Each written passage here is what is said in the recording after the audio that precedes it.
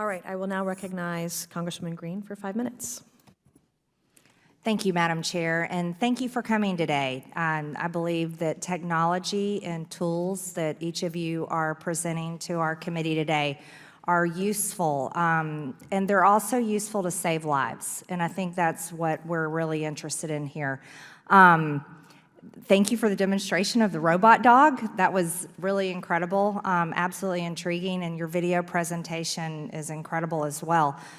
I also would like to talk to you all about the risk of cyber attacks. This is something that we experience not only in our government agencies, even small businesses and large corporations experience cyber attacks, which can be concerning, especially with technology like yours.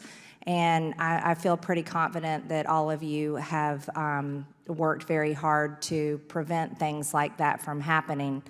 Another thing that I would like to talk about today with each of you is that as the world progresses into stages that could be going to more wars, especially given the Ukraine and Russian war that's happening right now, I'd like to ask each of you how we can make sure that we prevent any types of technologies or robotics like this to ever be used as weapons against people.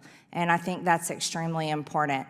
Again, it's not weaponizing technology we want to see happen ever. And I would like to see countries around the world make agreements to this, especially on emerging incredible inventions. We don't want them to see them turned into something that would kill people. But I'll start, Mr. Rotting, and I'll go walk all the way down. Let's talk about cyber attacks. How can what steps can be taken to prevent cyber attacks? Thank you, Congresswoman. I'll speak specifically to the application that we have built being utilized by CBP. Our process adheres to all DHS and CBP privacy policies. So as they're building applications within the network, all the security protocols are in place to protect the government cell phones that the agents have, and then the software that there lies within them. Specific to some of the applications that we've deployed is we don't retain any of that information on the devices once the initial encounter has occurred and they've been pushed and just to be mindful of everybody's time. Through the processing center. So we've set up those protocols in place to protect the devices and the application that we've built. Okay, thank you. Mr. Nawabi. Thank you, Congresswoman. In terms of cyber attacks, one of the things that we pride ourselves, we've been in this business for several decades, as you know, and we've supplied the U.S. government, all the branches, thousands of these systems. There's not been a single incident of misuse or a cyber security breach in our system so far.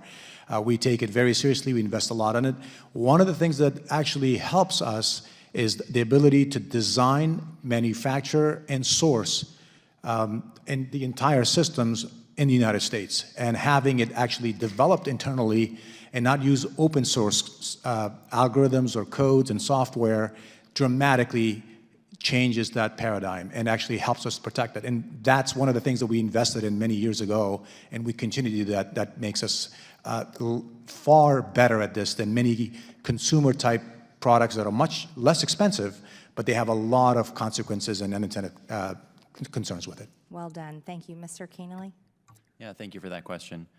So the robot, the way we built it, effectively, it's a server or a computer on legs. And so we're able to use standard best practices to lock down the robot as much as possible using firewalls.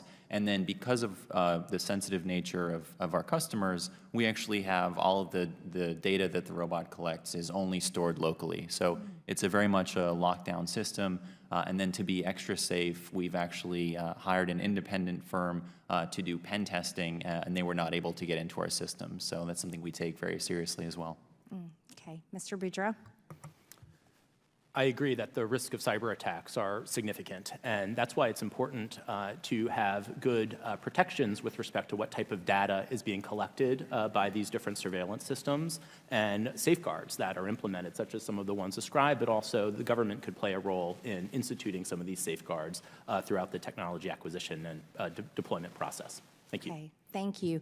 And time's up. Thank you, Madam Chair.